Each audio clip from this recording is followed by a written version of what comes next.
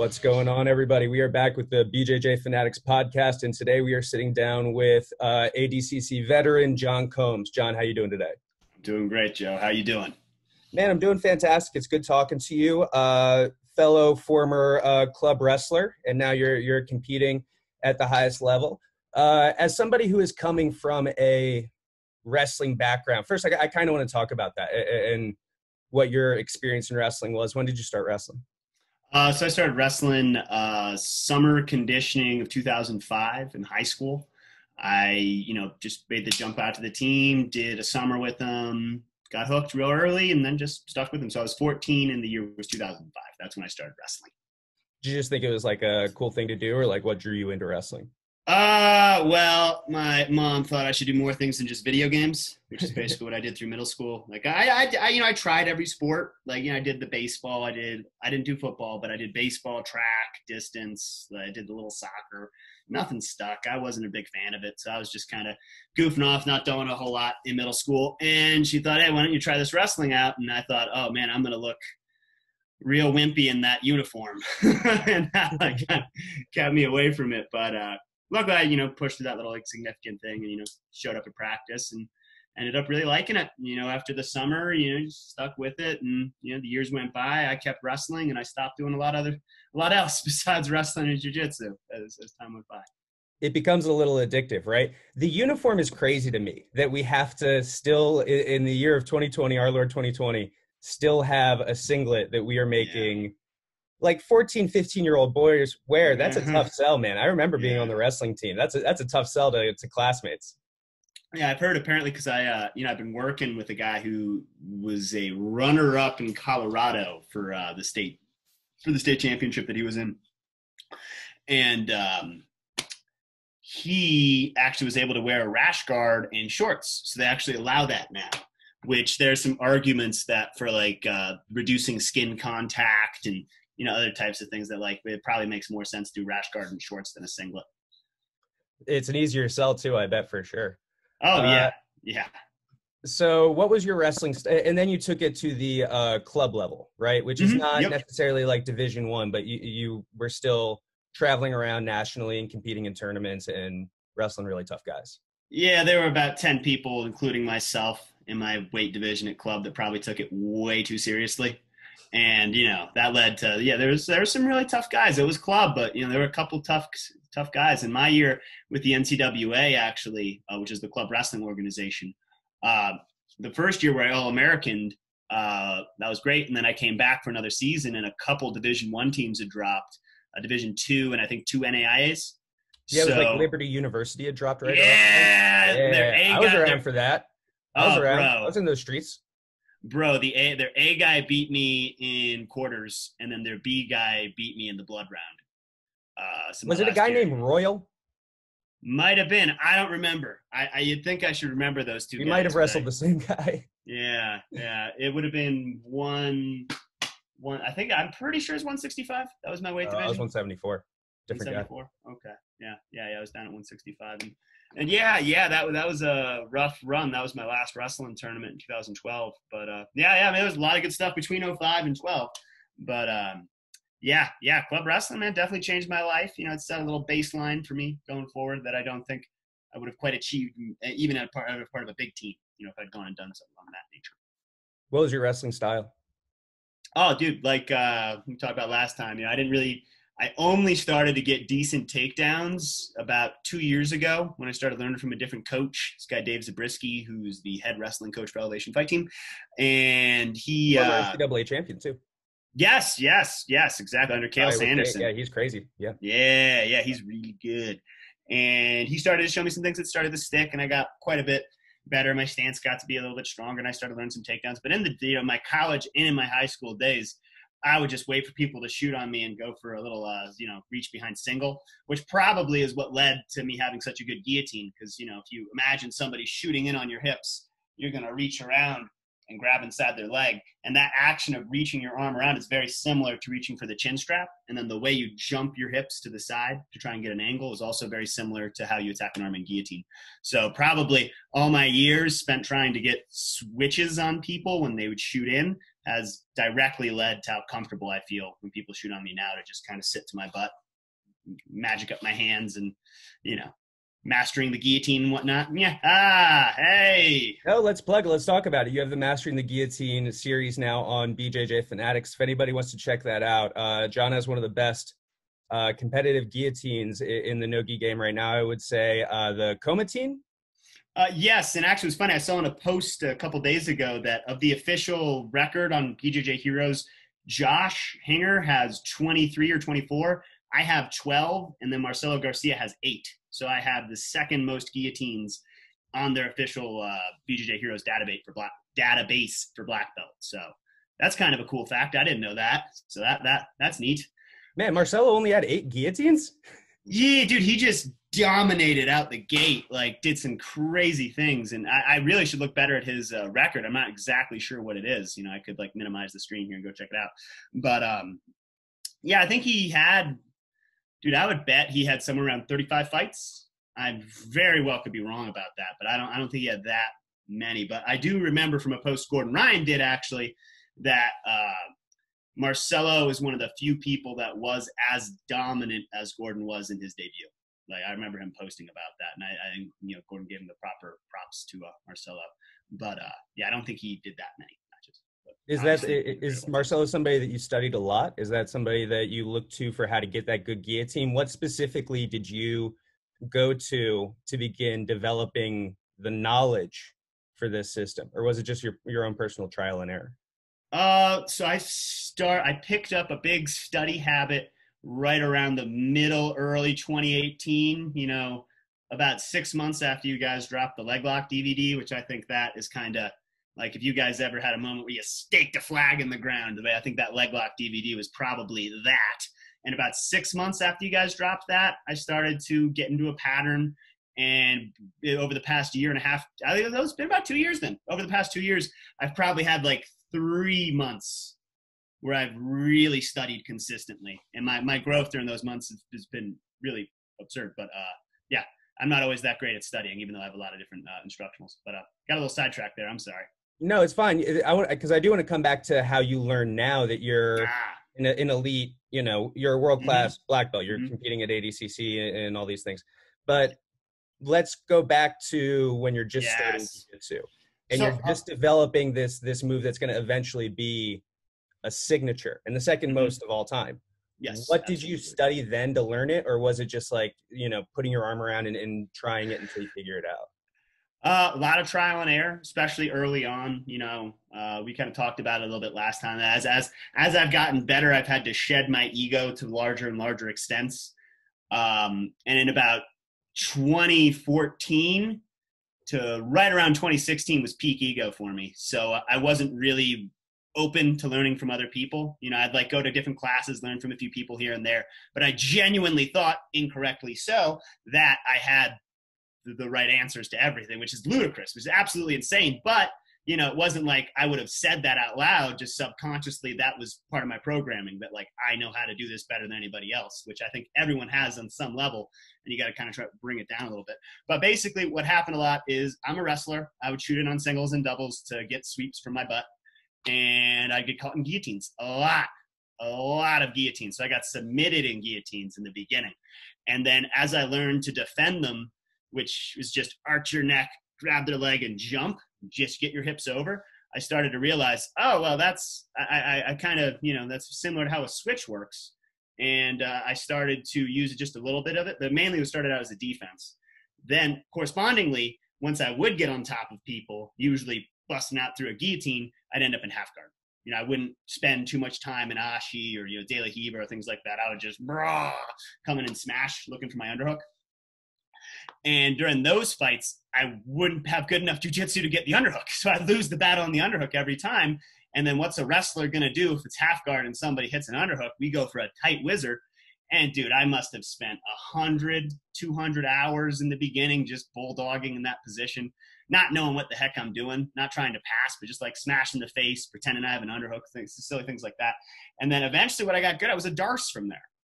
So it was one of the first techniques that I learned. I think I started to hit it like back in 2011, 2012, like real early on in jiu-jitsu, the first move that actually started to work for me. And all I would do is I'd have the whizzer hand, I'd reach the other hand over their head, and I'd just pull the stinking hand through and lock up the darce. Super easy, like one of the easiest submissions out there. And if people are focused on that underhook, they won't pay attention to your arm weaseling around, coming underneath their neck. So the darce is what I got good at there. Now, obviously, anybody better than a blue belt is going to see that coming from a mile away. Like the second that hand the whizzer hand starts to go deep, they're just going to, oh, okay, and they posture up. So in running into that posture, I started to realize that I had a really hard time trying to pull my darce hand through. So what I did instead is I switched my hands. I grabbed, took my form of the hand that used to do the choking there, and I grab here, and I'd feed the hand through, and I'd start working for guillotines on that side. And then what I'd end up having to do to finish that is I'd have to jump almost like a switch-like motion, where like I would jump to the side and kind of feign people coming up on a sweep. And so that was sort of how it all kind of developed. First, I got choked by it.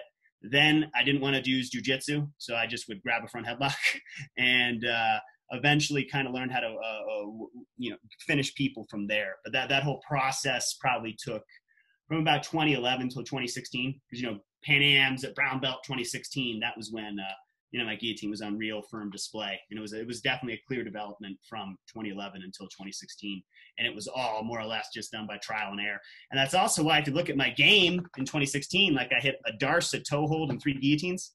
But I didn't have a very expansive game. I didn't have some fancy jujitsu. I could Toriando, I could stop a couple sweeps, I could get past the guard and do some stuff. And I didn't need much back then. I just had a really good guillotine, and that did it for me. And then as I went from late brown belt into black belt, I started to see that, one great technique wasn't going to cut it. I needed to be balanced everywhere. And, building all those skills is what's taken. Shoot, man, I've been a black belt for 4 years now. And I still look at what I need to study, look at my list of things you guys got. The next thing on the docket is, I haven't looked at it yet, but Escape the System. That's what I'd like to get on to next. And Escape the System by Gary Tonin, now available on BJJFanatics.com. Yeah, no kidding. Because I'd say that's a weak spot for me. You look at my record, and most of my wins come by sub, and then about half my losses come by sub too.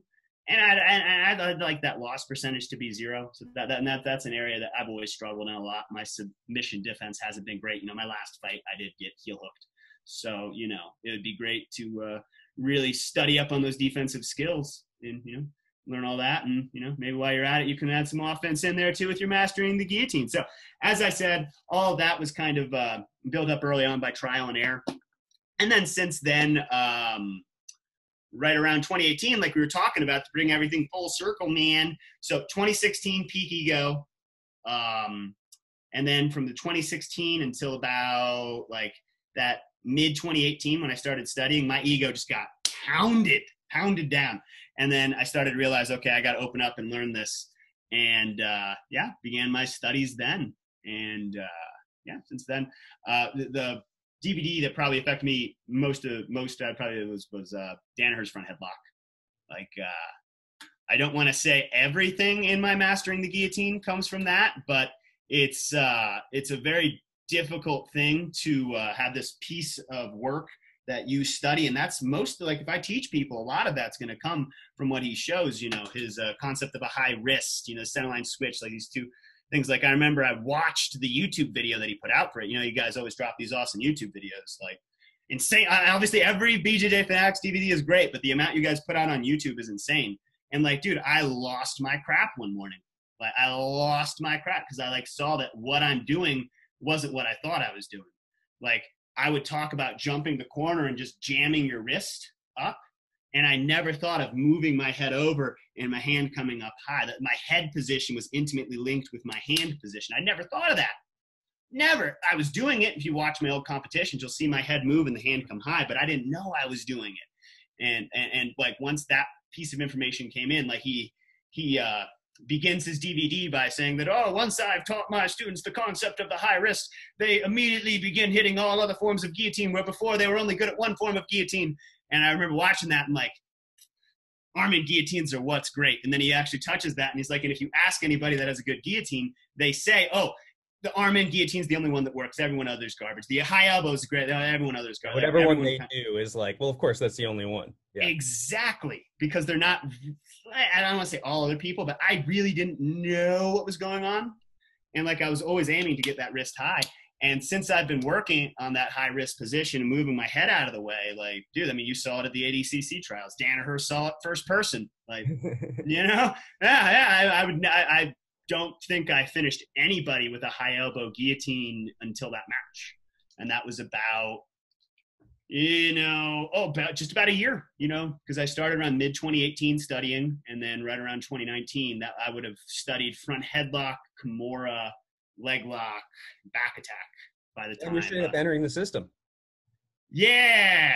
And I think, when it comes to that, I'm sure that, the results are one thing, but when it comes to information getting out there, with John or with Bernardo or with any of our instructors, a big part of that mission is to share as much jiu-jitsu knowledge with people as possible. The results will fall where the results fall, but I'm happy to hear that elite coaching and elite athletes are learning from each other. And I think that points to a drop in ego. There's a couple of things that I want to ask you about that you were talking about. Yes, sir. So I want to make sure I have this timeline right. About 2011, 2012, you're wrestling, but you're also starting to get into jiu-jitsu a little bit. Yes, sir. Like training, going, grinding, doing your thing. 2016 brown belt, you mentioned Pan Ams. You took gold. That was really your breakout performance. Yes, sir. Not long after, black belt comes, and now you almost start this whole process kind of over again. It's painful. Painful.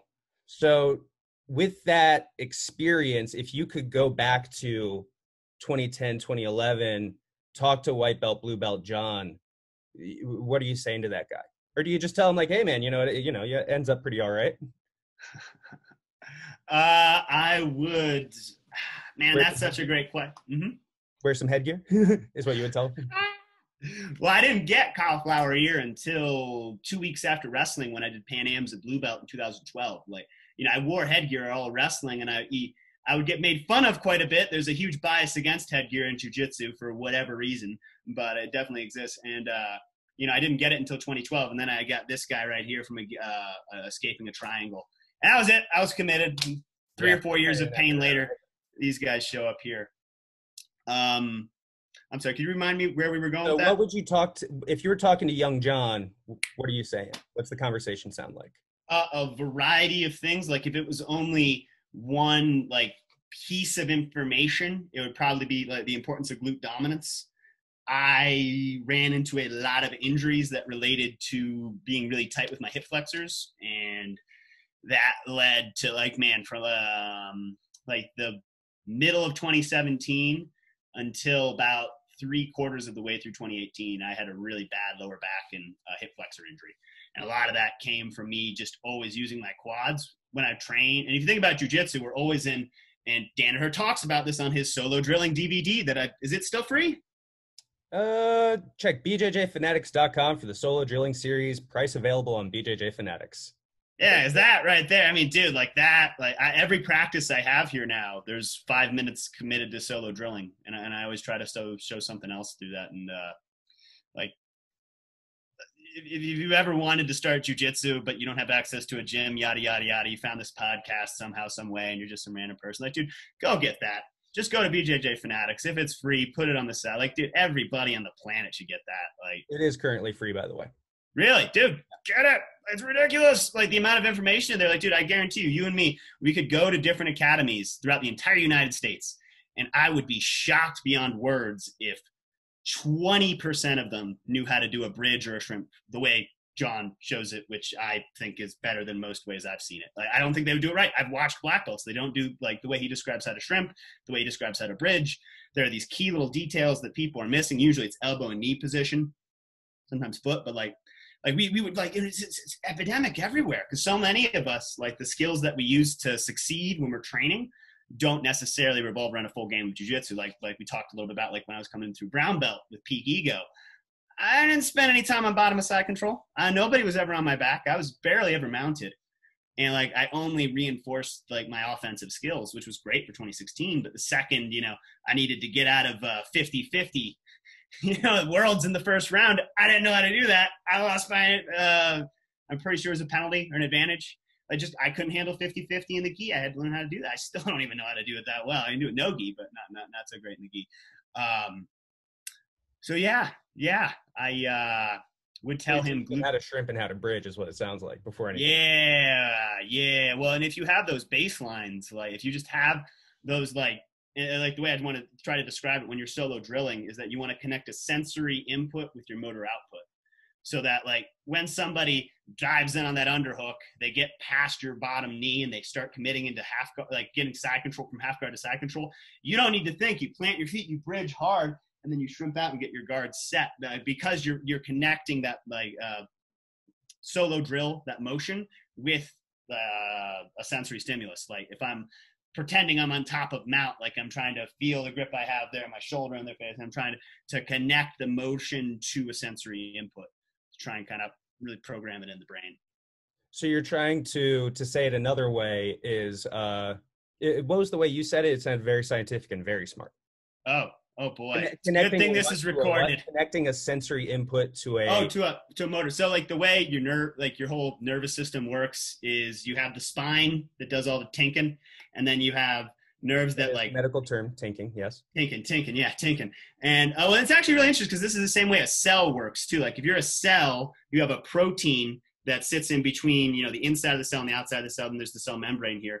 And then on the outside of this protein, there's something that is looking for something in the environment. Something in the environment comes by, hits that. That's a sensory input, so it hits there, and that causes a motor output inside the cell. And the thinking part of that is the membrane. And that's actually like where a lot of the thinking happens is on the membrane. So like on the outside of the cells, not the nucleus, but the outside. So that's basically how the nervous system works, is that little thing that's reaching out there are senses, like smell, sight, feeling, everything through there. Mm-hmm. And then the membrane is our spine. And then the motor output is what the spine is telling your body to do. So just kind of like connecting things that you're seeing, feeling, and smelling with the instinct to react, and then the output you're looking to have. So yes, a little scientific, but at the same time, just kind of makes sense, right? Like we see, input, and do. That's, sense, input, do. This like way of do you have a scientific background as an education?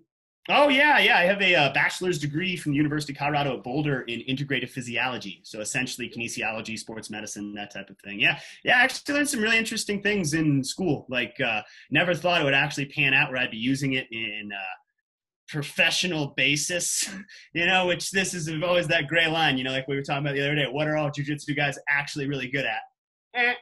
And so, being late to everything. That's my answer. Oh, dang right, bro. I was on time today, though. I wasn't in La La Land like yesterday. Although, if you saw all the work I did around here, Joe, my place looks great right now. I'm pretty stoked on it. I am happy to hear that. We did end up having to. You were 24 hours late to the interview. Man, it's jiu-jitsu. If I get mad at people who are late, I'm not going to be in business very long. Yeah, you don't have big on. Well, you'll have a fine audience. You just won't have that many guys wanting to. Exactly. But tell me about some of the interesting things that you learned in your time studying. What was it? Applied kinesiology? Integrative physiology. Just a fancy term for like kinesiology. So probably the coolest things I learned, because you'd have to let you before anything else, if you could, can you just tell people, if you had to tell a 10-year-old like a very basic idea what you studied, what would you say? Because people might not understand applied, I studied how valuable and important human walking is in biomechanics. Got to learn some interesting things there. I got to learn how your nerves themselves operate, which elucidates a lot of reasons for sports massage, stretching, and things of that nature. So actually learning how your nerves function and why does pressing into a muscle lead to it relaxing? Like there's some good reasons for that. What does actually stretching the muscle do? Like if you learn neurophysiology, you'll understand what sort of how the circuits in your body, how they're put together, and how to, I don't want to say abuse, but kind of take advantage of that understanding and try to get the best thing out of it, like myofascial release and whatnot. And then learned how hormones act in the body. So those are the three main courses I took: was endocrinology, biomechanics, and neurophysiology. And all three of them really led to a lot of valuable understanding and information for how the body works, and to maintain good one. Probably the most interesting class I took was microbiology. That was a really cool class. It was really awesome class.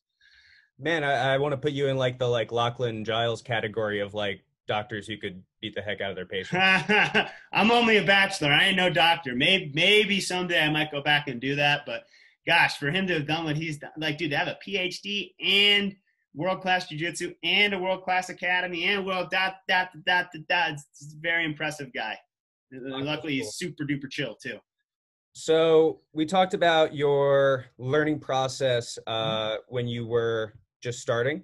Yes. Was very much, let's go really hard and let's get after it. And you talked about some problem solving. And I wanted to make sure I labeled it as problem solving, because I'm really seeing that as a theme as I talk to more and more athletes, where I'm in this position with this overhook a lot. What can I do? I can darce. Yes. The darce isn't really working. Let me go to the guillotine. And so you're kind of, they're putting up a roadblock, you're responding. Now that you have this guillotine that is very well known and is even named, Ricardo Amendolia nicknamed himself the Comatine. Yes, sir. Do you find people fighting you differently because you have one move in your game that they know they don't want to mess with?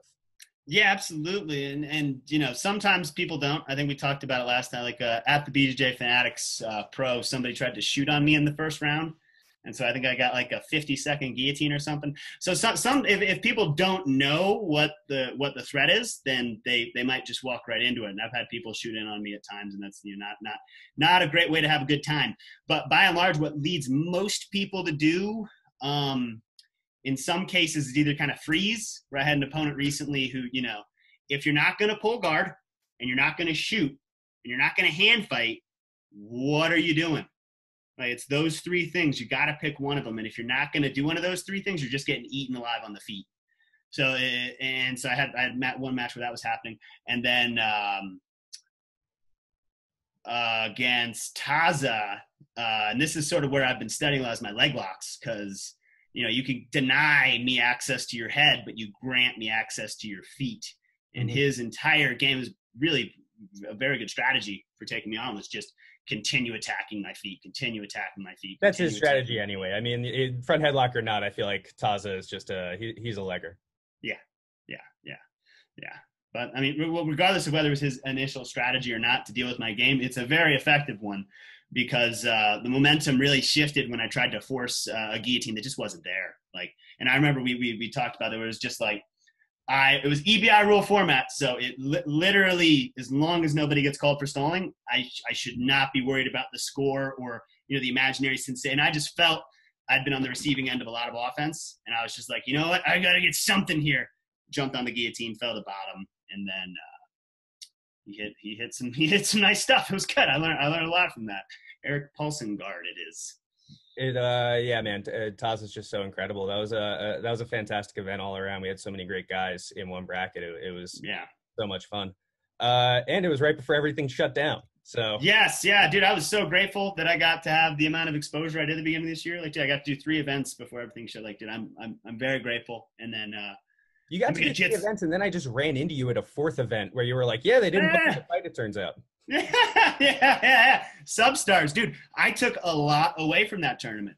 I feel like that was this. It wasn't multi-million, but Gordon took on Tex Johnson. Yes, exactly. And it wasn't $1 million production, but it was. They put a lot of money into this, and it did not go well. And I know how many people got to watch it, and it wasn't that many. And that is a gosh darn shame, because it was such a fun event, man. It was really cool to be at, right? Oh, it was so much fun, dude. I just felt like that I was just this whole event was just put on for me to enjoy, because I was literally 10 feet away from the mat pretty much the whole time. I was helping with a friend of mine, Josh LeDuc, who was doing the streaming for it. So I had he's like, "Hey, you want a free trip to Miami?" And I was just like, "Hey, yeah." And yeah, dude, that like the 9-week adventure I went on the beginning of this year, led to those 3 competitions as well.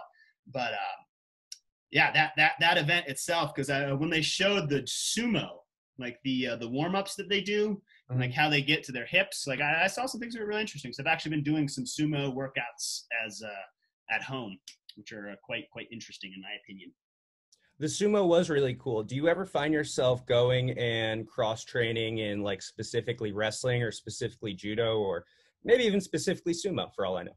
So, I would love to, were it available. When I was in Panama City Beach, I stayed there for a couple months with Thor Schaefer, good dude, runs, oh my God, Admiral Coast Jiu-Jitsu. There we go. Yeah, that's what he runs that in Panama City Beach. And just an all-around great dude. And I forget where I was going with Panama City Beach. But oh yeah, I was on the mat with these guys. They were doing sumo. Like they had the whole diaper on. Like they were doing the warm-up drills. And so I didn't specifically ask them. We were complaining about the singlet. Sumo has it. Diaper. I'm willing to admit sumo has it worse. Dude, Anthony Johnson's face. Yeah. When he had to like get into his stance and he was like trying, and he just like looked around like, no. Yeah, they were like, he was in like the little thing and it's got the little string in the back and they were like, all right, now bend down. And he was like, I'm not doing that. Well, because I think, I'm not entirely sure about this, not the most PC thing to talk about, but I'm pretty sure sumo guys, they like pull their. They grab. They get rough in there. That diaper. Well, no, that they pull their own testicles. Like they have to like do something where they pull them, like retract them inside. I don't know. I should look more into that. But I think that there's something you have to do so that diaper actually fits. And I don't think Anthony Johnson did that. Oh, I hear what you're saying. Yeah, that seems like it might be a difficult thing for famed UFC heavyweight and light heavyweight Anthony Johnson. And wow. Okay. Yeah. So I think that's what was. Yeah, I don't know. Sumo's really weird. Made the right choice. Let's get back to talking about jiu-jitsu. The rest of the fights were great that night. Yes, amazing jiu-jitsu. There's a lot of cool leg entanglements. Let's get back to talking about leg locks for a second because we actually already podcasted once, but the episode unfortunately got deleted. Zoom crashed on me. My apologies, everyone. I'm happy to have you here again, John. Thank you very much. Stoked to be here, Joe. And I know that we talked about how you're focusing a lot more in the no-gi world than in the gi world, which I totally understand. A lot of people are having to make that choice. So you talked about leg locks, wanting to learn leg locks. You went through this thing at the BJJ Fanatics tournament. And now you're trying to study escapes, especially with the Escape the System or Exit the System series that Gary put out. Do you find that learning the escapes to something first makes learning the attacks a lot easier? Because that's kind of what you did with guillotines. You said you got tapped with a ton of guillotines and then you learned the tricks around escaping and that helped you put it on because you could stop the escapes, right? Exactly.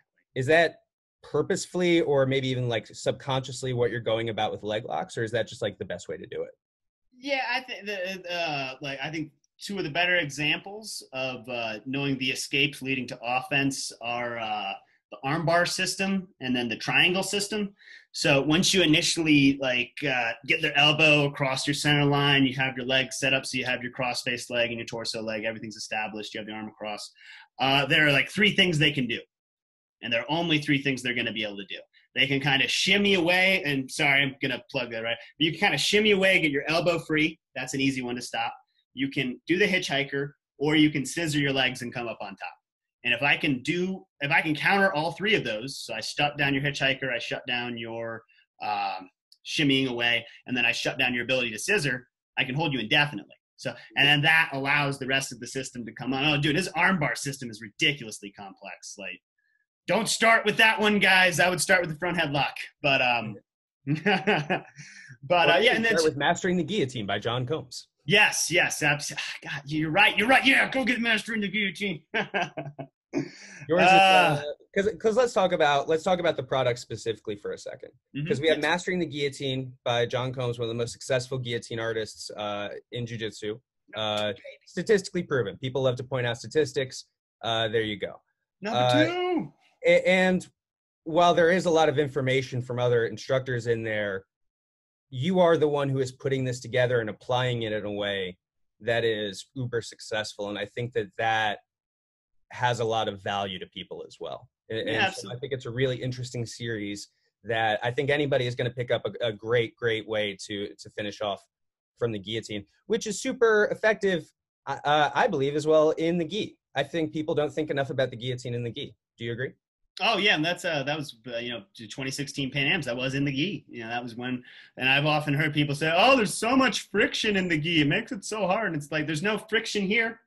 Like there's no friction on the hand. I can still move real easy. And I feel honestly that the friction makes it, even if anything, a little easier with the kimono on, because I can latch onto you with my legs and upper body a little easier because there's the friction, as opposed to where in the no-gi and everything's all loose.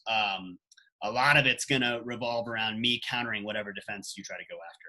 And if I can counter that effectively, then I should be good. But with the kimono on, I feel a little bit more attached to you.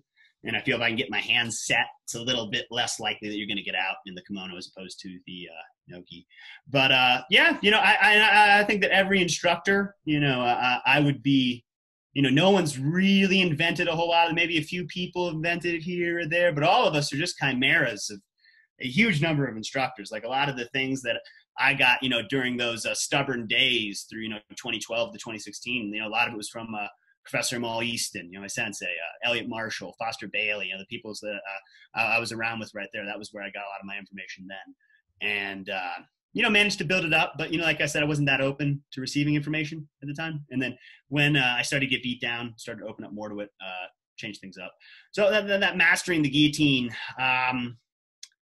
I would say I'm pretty, by and large, satisfied with it. That word implies like an end of a progress, and I don't think that progress will ever end.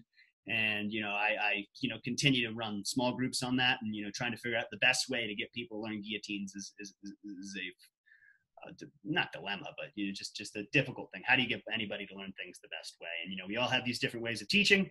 Maybe one way you learn better, maybe the other you learn better. I would say I'm probably less verbose than Danner. I think yes, yeah. Saying that I'm less verbose when I use the word verbose doesn't sound like I'm making the right argument, but I would say it's a bit more like drilly, and just kind of watching it. And I've received good feedback on it, from people that have watched it. So I think it's a great way to learn, how to get some good guillotines. There are a couple good sequences in there that I'm a real big fan of, and yeah. By and large, I like it. I probably, I like the other DVD that I give you guys. The no-gi Gameplan. But, I was about to bring that up, the no-gi Gameplan, takedown, pass, finish. Can you tell me what's on that one? So that was just, that was sort of a little more general, right? Yeah, exactly. It was kind of at the last minute. I was like, what would be a really valuable package that I could put together that I feel I could give to anybody, brown, purple, blue, white. I mean, black belt as well, but as we kind of discussed earlier, as you get better, people are less open to information. So even though there are things that I think would be valuable to like 80% of black belts out there, the product isn't geared towards them, at least when I was developing it. It's a little bit more fundamentals, a little bit more concepts, a little bit more. Yeah. Well, that whole, I spend, 5-10 minutes talking about walking. I spend some time talking about your posture. And I think those two things, while neglected by almost all of us, pay off huge dividends. Like just using your spine as a weapon, like, keeping your posture set is a huge part of what we do. I mean, most of what you do as a guard player is break posture and off balance. And if somebody can keep their posture set, the odds of you off balancing are really low. So spending some time talking about that. And then, I get through other fundamentals, I go through some wrestling, and then some bare bones, some decent passing stuff, some good flows through there. And then my mount attack and back attack. So, I think the two areas that I excel at the most. So, nothing too specific. And I imagine that the things that do very well are a very specific targeted product. And, as I said here, I'm teaching here, I'm running some stuff here. And, as I start coming up with different pieces of information, and, I did, my day job is kind of bye-bye. So I have a lot of time to focus, and I want to make sure I'm spending that well. Like today I did get up early, not as early as I'd like, but early. And I got to it, like I said, I cleaned everything up here, but just looking forward to a lot of growth happening, and hopefully growth as an instructor and as a athlete as well over these days.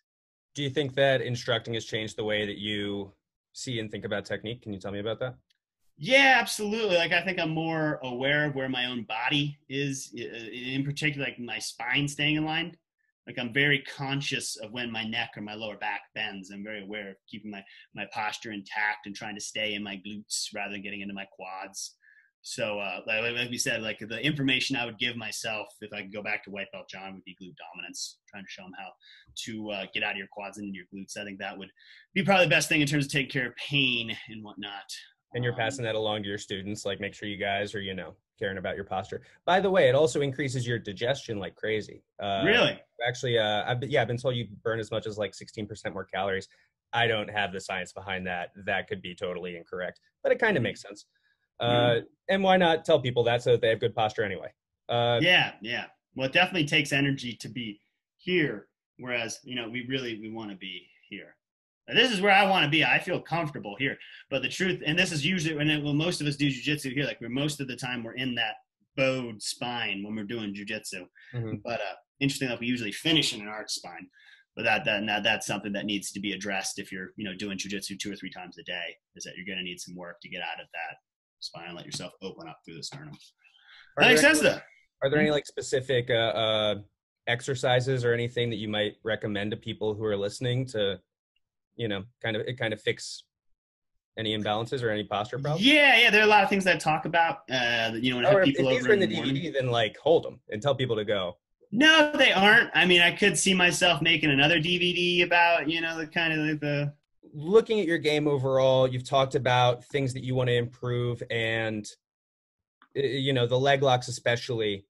When it comes to improving in a given position right now, I know there's the lockdown restrictions and all that, but throwing that out, how do you go about that? Situational sparring, ton of drilling, just do it when you're in class, let people in class kind of get there and then you start going So how I'm trying, please. So trying to grow in a specific position. I haven't spent too much time, just solely considering like I'm trying to improve me specifically. Like I probably don't do it anywhere near as well as I should. A lot of it would be just starting the fight in open guard, just doing a lot of situational goes from there. Doing some practice, like a lot of what I've been practicing recently is passing De La Riva and passing reverse De La Riva.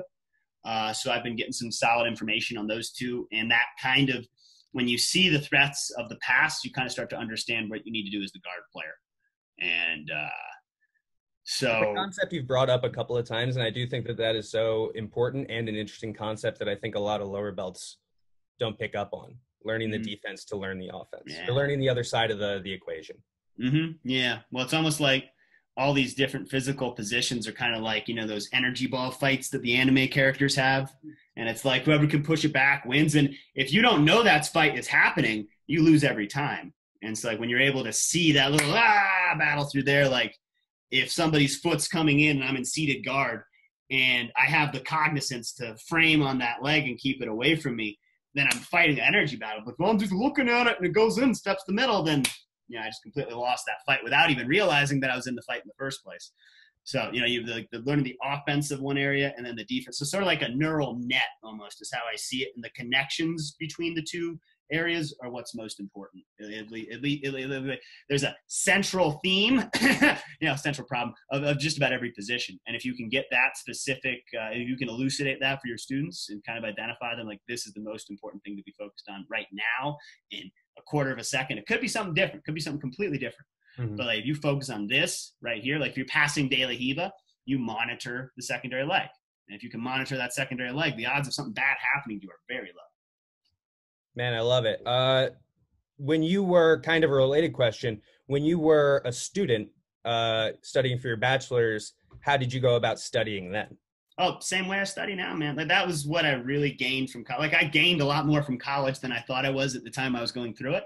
And a lot of how I study is, so it's kind of like a 3-step process. And I would like to make an online product where I offer these, which is sort of like, the notes, but reading somebody else's notes really aren't that valuable. The valuable part of note taking is that physical process of the note.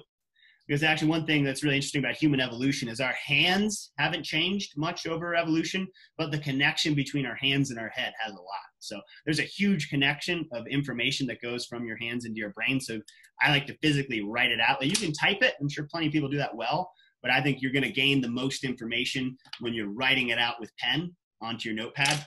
And so I'll watch it once at 3 times speed, very casually. And then I'll go through at about 2.5 times speed, and I'll start taking notes at that point. So I'll take somewhat detailed, yes, exactly. Same thing. Somewhat detailed notes. So I'll timestamp it, and then I'll kind of move quick. And on that run through, I'm trying to go through pretty fast because it's like 2.5 to 3 times speed. So I'm trying to go through pretty quick, get my notes, jot them down.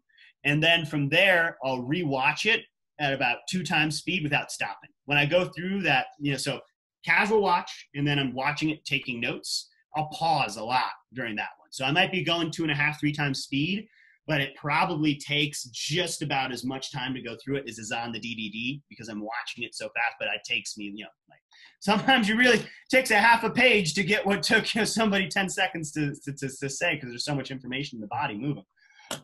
So once you get that down, then I condense that onto another sheet. So I'll take all those notes and I'll try to take the valuable pieces of information from there and condense it onto one sheet. Preferably, your average DVD is what, an hour 15. And, of all these crazy Enter the System series that you study, there are 8 of those. So it's like you should be able to have a piece of paper you should have 4 to 8 pages of notes per DVD. And then you should be able to take those 4 to 8 pages to about a page, maybe a page and a half. And just that condensing of the information from one source to another leads to a lot of, you're reinforcing a lot of the neural connections in your brain. And that's kind of what you're trying to do there. But in fact, just rewriting your notes or rereading them isn't the best way to learn. There's this great book that I think came out in like 2011, so people have known about it forever. But Make It Stick is the name.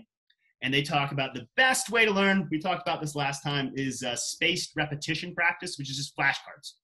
Flashcards are one of the best things you can do to help reinforce information because you don't want to look at the answers that you need. You want to observe a problem, have to come up with the information in your head, and then you output. And if you look at the problem and you keep doing that output, like that taking a problem, solving it in your brain, output. That process, the more you do that, that's where actual learning starts to take place as you're stimulating the growth of your nerve. Something, Make It Stick. Like I haven't listened to them in a while, so maybe it's time I go through that. Actually, I haven't listened to Audible in a bit, Joe. I should go ahead and do that. But the reinforcing stages, I'll make quizzes after that, and that's the third step. So rough notes, condensed notes, quizzes. So I'll make the quizzes for myself, and those should just be flashcards. I've gotten close to making the flashcards, Joe. Hasn't happened yet. Maybe soon. But like the idea is there, the information is there. It's just going to take the work on my end, man. And if you're doing it right, you should enjoy it, but it should be a slog. Like you got to love what you're doing. It's jujitsu, but man, to really digest. And I'm specifically talking about John's stuff here. That's probably what I've spent the most time studying. Is that it is? I mean, dude, you've got a dull knife and it's a like caribou carcass. Like you just go, take your piece off, dry it, and you just got to keep going, man. It's gonna take hours. It was probably taking me at least 25 hours, at least, to get through. Each one of those Enter the Systems, and Gordon's passing. Don't even get me started, bro. Like that took. Amal and myself, we studied it for probably about 5 months, man. No kidding. Yeah. We spent about twice a week for 5 months. We would take his stuff, we'd break it down, and that led to a huge amount of growth in my game. And that's probably about how long it takes to study these things if you're really going to learn the information right. Like I would imagine the vast majority of your customers buy it and look at it casually if they ever look at it. And that's fine, but like to actually get the value of this information it takes some work, man. It takes some work. But once you actually get it and put it in your brain, it's there. And then suddenly your triangles and arm bars are amazing and your passing works and so like all the information, it's like, but like that process of taking it from where you guys have it in that digital format to actually getting it in here, like that process is where instructors such as myself come into play because the information's out there. I do not think I can come up with better information than what is already out there. Maybe in a few domains, maybe I added a little something in the guillotine realm, but by and large, it's learning ways to learn what's out there better. So then that's where I would say most of my energy is focused on. It's not necessarily getting the strongest information, trying to learn as much of it as I can from as many sources as I can, but focusing more on how do I increase my rate of absorption more. Like, because it's infinite information, and I need as much of it as I can get. And whoever has the most information is going to win. Granted, everything else counts too: strength, size, speed, yada yada yada. But by and large, for our sport, it's information. Gordon's big, Gordon's strong. He's not agile and he's not fast. He just has a lot of information, man. And that counts in this sport more than probably maybe chess. But then, so how chess goes? I had not heard this, but apparently you study how every piece moves, and you study every possible combination there. So like in the beginning, and then you look at every game of chess that has ever happened ever. And that gives you your full information on how you play as a chess master. And that just takes an insane amount of time to appreciate. And there was this one fight. Did you hear the guy Bobby Fischer? Mm-hmm. So apparently he, passed away. But there was this one, I call it Grandmaster. He was much more famous in like the 1980s. He was like a chess prodigy. Yeah. Yes. So apparently there was a modern chess prodigy in the past 10 years or so that wasn't Bobby Fischer, but fought somebody that was a nobody. Like just as somebody that didn't exist. And there's a theory that this was Bobby Fischer, because there was never a game in chess's history where the king moved 3 paces.